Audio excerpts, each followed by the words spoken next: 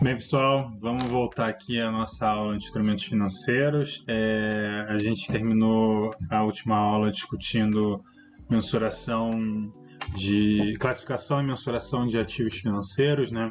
E a gente falou que as três principais mudanças do CPC 38 para o CPC 48, né, que agora é o que está vigente, foi a classificação de ativo financeiro, o impairment de instrumentos financeiros e o hedge account, né, a contabilidade de hedge. Então hoje a gente vai tratar um pouco o que mudou em relação ao impairment de instrumentos financeiros, né, e ver como é que é um tratamento de impairment de instrumentos financeiros para que depois, na próxima aula, a gente termine falando só de hedge, tá? A principal mudança que o CPC 48 traz na sua implementação em relação ao impairment de instrumento financeiro é em questão à abordagem dos modelos de PSLD, né, modelos de impairment. Agora, o CPC 48 ele passa a ter uma abordagem prospectiva, visando um modelo de PSLD de perdas estimadas, em detrimento do modelo antigo, que era uma abordagem retrospectiva, que aplicava um modelo de PSLD de perdas efetivas, né? Então, o CPC 38, em relação ao impairment, ele tratava mais de uma abordagem retrospectiva, olhava uma questão mais de histórico, de inadimplência, em relação ao modelo de perdas efetivas em si, né? O CPC 48 ele passa a ter uma abordagem mais prospectiva, olhando a questão de risco, de mercado, como que a empresa que está dentro que emitiu o instrumento financeiro ou teve a concessão de empréstimo recebível de alguma maneira, dessa empresa está se comportando no mercado, como que o mercado, quais são os riscos inerentes a essa empresa, principalmente risco de crédito, tá? Então, o CPC 48 ele traz essa abordagem prospectiva, aplicando um modelo de perdas estimadas, e o CPC 38 ele já traz uma abordagem mais retrospectiva, aplicando um modelo de perdas efetivas. O que acontece é que para o usuário da informação, fica agora, a partir do CPC 48, os recebíveis e os instrumentos financeiros, eles ficam mais reais na questão da conversão de fluxos de caixa, né? Passa que você já introduz mais os riscos de crédito dentro da mensuração desses instrumentos financeiros. Você vai apropriar qualquer risco inerente àquela empresa ou àquele indivíduo que está recebendo crédito ou está emitindo um título ou está comprando a prazo. Você consegue internalizar dentro dessa empresa os riscos, internalizar mais os riscos inerentes a esse indivíduo, a essa empresa, né? E isso que faz com que as prospecções de fluxo de conversão dessas aplicações financeiras, desses instrumentos financeiros e recebíveis, eles ficam mais reais, né? As prospecções de conversão de fluxos de caixa. Isso, para o usuário da informação, fica uma informação mais real. O que acontece é que acaba que os modelos dessa abordagem prospectiva, né, ele acaba mudando com mais facilidade, então as estimativas e qualquer mudança de mercado de crédito acaba afetando as estimativas do cálculo do impairment, que faz com que a variação da PSLD seja maior do que em relação ao modelo retrospectivo, no modelo de perdas estimadas, e também facilita um pouco mais a questão de gerenciamento de resultado, né? Então, a abordagem ela fica um pouco mais subjetiva, por mais que ela reflita mais a realidade daquela conta, ela facilita a questão de gerenciamento de resultados, mas ele vem para refletir de uma maneira mais real, né, a questão dos riscos e internalizar os riscos, principalmente risco de crédito, para esses instrumentos financeiros, né? Vamos voltar um pouco à questão do impairment. Eu acho que vale a gente destacar que o conceito de impairment, né, é que ele reflita, que os ativos reflitam o real valor recuperável deles. Então a gente aplica esse conceito de impairment, né, quer dizer, a gente aplica o impairment para que os ativos que estão mensurados no balanço reflitam o valor real passível de ser recuperado. Então essa é a ideia do impairment. Para instrumentos financeiros não é diferente. E a gente conhece, já está familiarizado com a conta de provisão estimadas para crédito de liquidação duvidosa, né? Então a PSLD vai refletir o impairment de instrumentos financeiros. Então, o CPC ele nos traz que o objetivo da aplicação do teste de recuperabilidade, né, da redução ao valor recuperável, é fazer com que a gente reconheça as perdas de créditos esperadas para todos os instrumentos financeiros que reflitam, né, que tenham algum indício que houve aumentos significativos de riscos de créditos atrelados a eles, seja ele de forma individual, seja ele de forma coletiva, né? E aí, para isso, a gente vai considerar todas as informações possíveis que a gente possa ter acesso, né, informações razoáveis para a gente fazer essas estimativas, incluindo as próprias informações prospectivas, né? A gente vai olhar as informações prospectivas e fazer as estimativas do valor recuperável daquele ativo. Daí é que eu trouxe um quadro tirado do livro do Gaudio, Barreto e Flores, que eles tratam instrumentos financeiros, contabilidade de instrumentos financeiros, e eles nos mostram nesse quadrinho as diferenças do modelo da PSLD baseado em perdas incorridas, tida pela antiga norma, né, pelo CPC 38, e o modelo da PSLD, do cálculo da PSLD, baseada nas perdas esperadas, né, tido agora pelo novo CPC 48.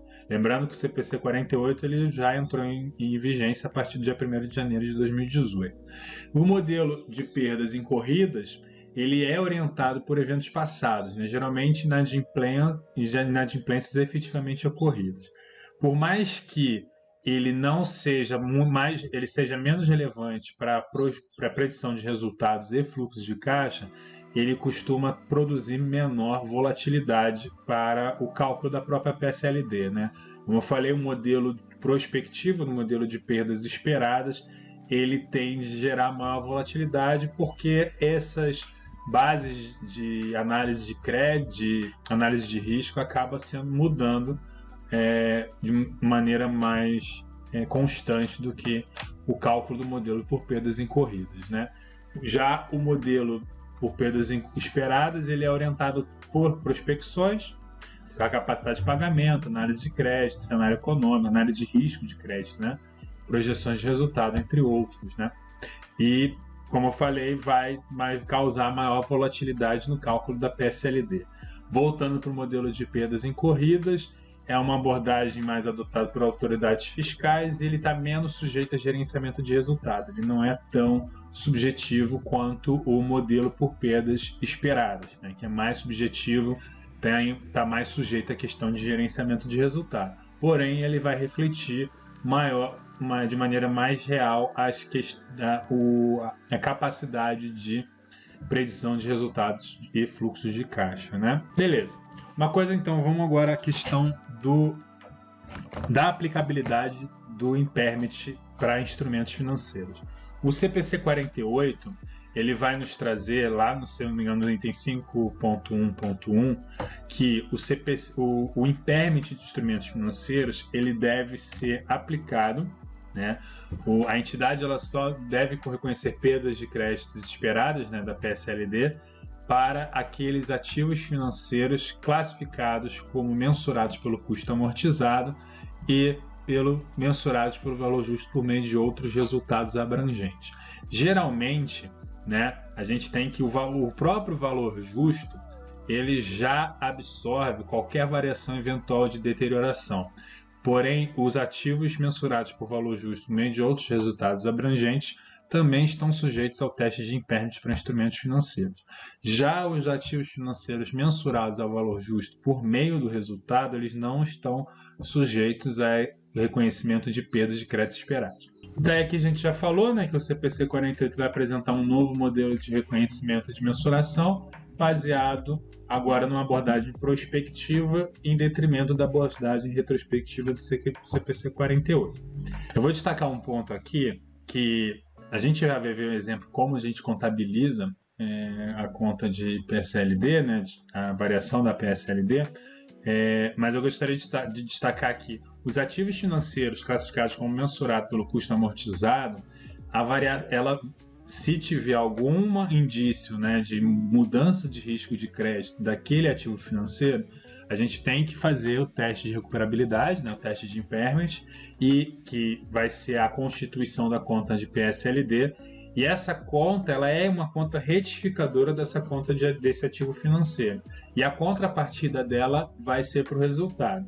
Agora, quando a gente está tratando de ativo financeiro mensurado pelo valor justo, no meio de outros resultados abrangentes, a conta retificadora da variação desse valor recuperável vai ser uma rúbrica à parte dentro do PL. O valor do ativo ele não vai se alterar em relação a esse risco de crédito nessa conta de PSLD, mas a contrapartida disso continua sendo diretamente no resultado, né?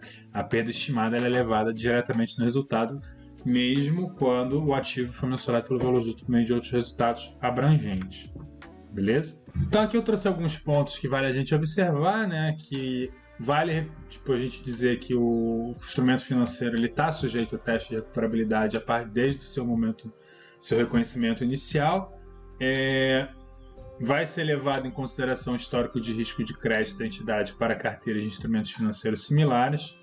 Aqui eu trouxe um cálculo geral, né, que a gente pode calcular a PSLD. É claro que esse cálculo pode mudar dependendo da entidade, dependendo dos seus critérios, mas aqui é um cálculozinho de maneira geral, e a PSLD vai ser calculada em cima do montante exposto ao risco de crédito, né, vezes a probabilidade de default e a probabilidade efetiva de não recuperação das perdas, né? E a gente vai ver no exemplozinho aqui mais ou menos o conceito disso. Seria o quanto que a empresa, das perdas que acontece, ela realmente não consegue recuperar. Então vamos ver esse exemplo aqui. Suponha, por exemplo, que uma empresa tenha um saldo de contas a receber no valor presente de R$100 mil. Mediante a estimação da companhia por meio do seu modelo de crédito, a probabilidade de ocorrer, considerando-se um único cenário, está na ordem de 13%, de ocorrer perda de crédito, tá? Então essa aqui já é o cálculo, essa é a probabilidade de default que a empresa tem em relação aos seus créditos. Todavia, no valor integral das perdas com crédito ocorrido, a empresa consegue, por meio da equipe de cobrança e protesto, rever algo em torno de 60%. Então eis aqui o cálculo da PSLD mediante as informações apresentadas. Tendo em vista que ela tem uma carteira, né, contas a receber de 100 mil, ela, de acordo com as suas estimativas, né, de análise de crédito, de suas estimativas prospectivas, e imaginando que ela tem a probabilidade de não recuperação mesmo das suas perdas efetivas de 40%, ela tem que provisionar uma PSLD de R$ 5.200, tá? Então ela tem que ter um saldo de R$ 5.200 dentro da conta de PSLD, levando em consideração as suas estimativas. Então o reconhecimento contábil vai ser um débito no resultado em despesa com PSLD e um crédito no ativo de PSLD, lá uma continha retificadora do ativo, beleza? Então aqui eu trouxe um outro exemplo para a gente ver como... E aqui eu vou trazer alguns cenários, né, que a gente pode observar desde a constituição da PSLD e suas reversões, tá? Admita-se um saldo de 200 mil duplicatas a receber com valores a prazo, a vencer e já vencidos, conforme o quadro resumo a seguir, tá? No caso aqui está escrito a vencer, mas já são saldos vencidos, beleza? Os que estão não vencidos são só o primeiro saldo, a primeira coluninha ali, de 45 mil. Então a empresa ela já faz a sua estimativa de perda para cada categoria dessa de vencimentos de contas já de duplicatas a receber. O total das suas duplicatas a receber de 200 mil, ela segregou em categorias de vencimento, né, que já foram vencidas. Aquelas que não estão para vencer, ela tem uma estimativa de perda de 2%. Aqueles que já venceram de 1 a 30 dias, ela tem uma estimativa de 5%, até aquelas que têm mais de 180 dias de vencimento, que ela já provisiona 100%, já tem uma estimativa de 100% de perda dessas duplicatas a receber. No final, aplicando cada estimativa dessa, a constituição da sua conta de PSLD é no total de 33.400, beleza? Daí a gente vai debitar despesa com PSLD, 33.400, prestar a própria PSLD, beleza? Daí aqui o primeiro cenário, onde no mês seguinte a mensuração da PSLD ocorre diversos eventos, né? Por exemplo, novas duplicatas são geradas, aumentando o saldo de duplicatas a receber, enquanto outras duplicatas são baixadas por conta da sua liquidação.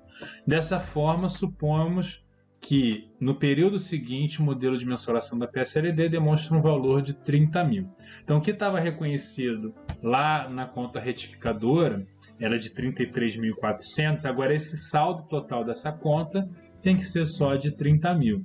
Então, a gente vai ter que reverter 3.400 que já tinham sido reconhecidos como despesa com PSLD, né? Então, para reverter, a gente vai debitar a conta retificadora do saldo de 3.400 e a gente vai reconhecer uma receita de reversão da PSLD, né? E aí aqui um outro cenário, né? No período seguinte, as transações de vendas e recebimentos continuam a ocorrer normalmente e no final do período, novamente é necessário realizar a análise de duplicatas a receber para ajustar o saldo da PSLD. Considere agora que o modelo de mensuração aponta a necessidade de uma perda estimada de 35 mil. Então, aumentou. O saldo total era de 30 mil, a gente tem que reconhecer mais 5 mil aí no saldo de PSLD, né? Então, a gente vai reconhecer de novo débito em despesa com PSLD e acreditar a conta de PSLD, que é a retificadora do nosso ativo. No período seguinte, o cliente B, que devia uma duplicata no valor de 10 mil vencida há mais de 150 dias e que já tinha 50% do seu saldo em perdas estimadas, entrou em recuperação judicial. Esgotaram-se todas as possibilidades de vencimento no valor devido e a duplicata a receber desse cliente foi considerada incobrável. O que aconteceu?